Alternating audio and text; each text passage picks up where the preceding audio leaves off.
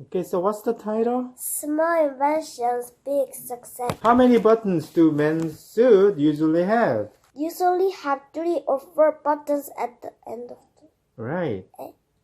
So how many buttons do they have? 3 or 4 buttons. Right. Do they hold anything together like normal buttons? No, No. They?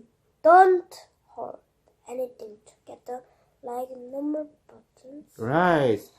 Like this, normal buttons hold together, right? Like this. Yes. Huh?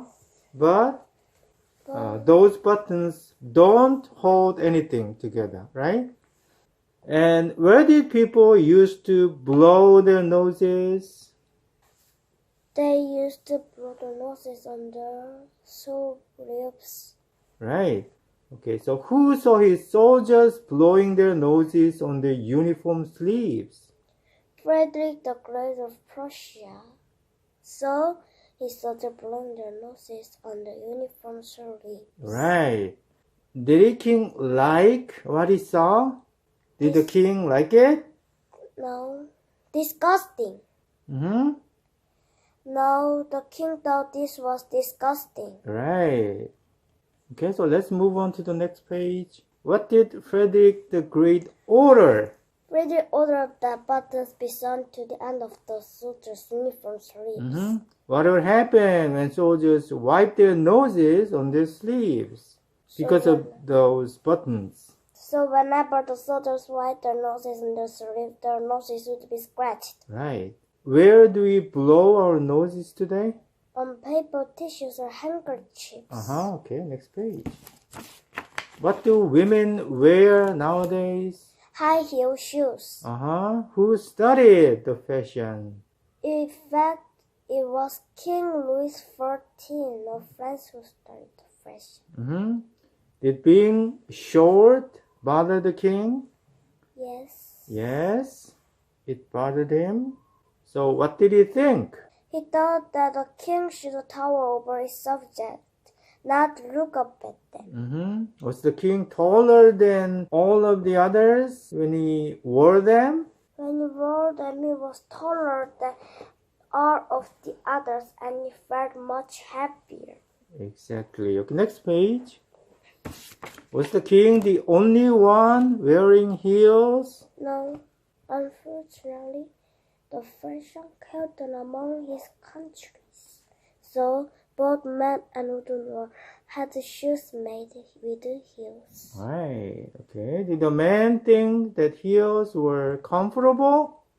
No. No, they did not. Who thought that Women. beauty was more important than comfort? Women. Right, women feel like that. Okay, next page. Who have become one of America's favorite snack foods? Potato chips. Potato chips, right.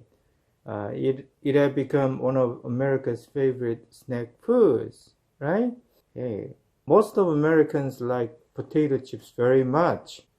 They always eat potato chips. What is the name of the American Indian chef?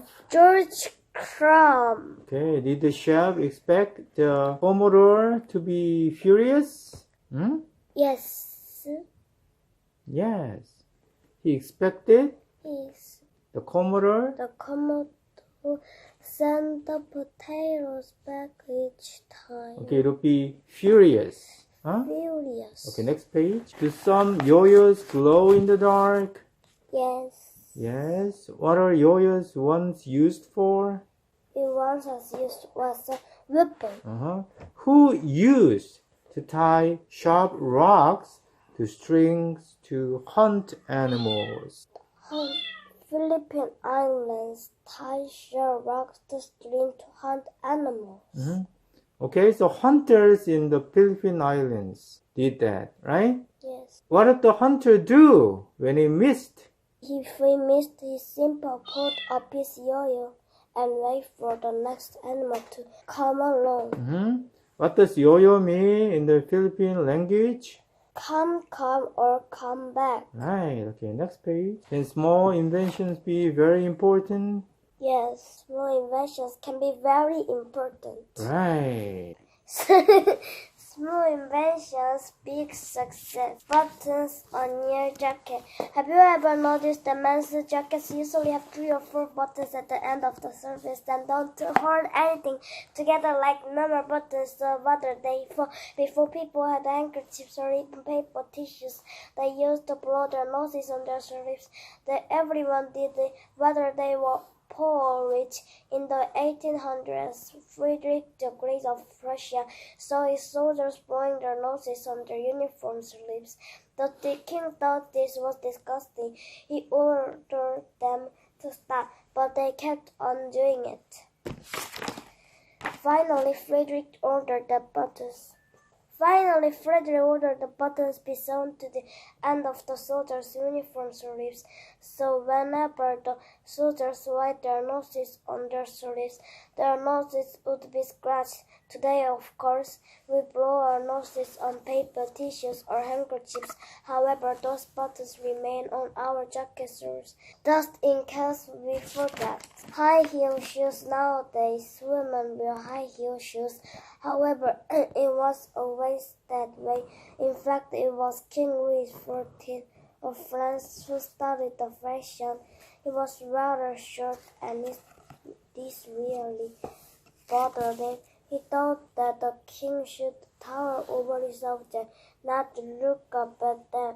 So he had some special shoes made for himself. Unlike the flash shoes, these had high heels on them. When he wore them, he was taller than all of the others, and he felt much happier. Unfortunately, the fashion caught on among his country, so both men and women all had shoes made him high heels. Soon the men got tired of wearing high heels, as they were not very comfortable. Women, however, felt that beauty was more important than comfort, and many still wear high heels today.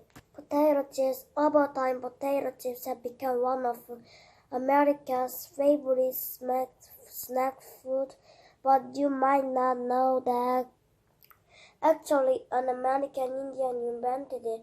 In the mid-1800s, a rich American, Commodore Vanderbilt, spent the summers in a beautiful town. One evening, he was staying at the Moon Lake restaurant.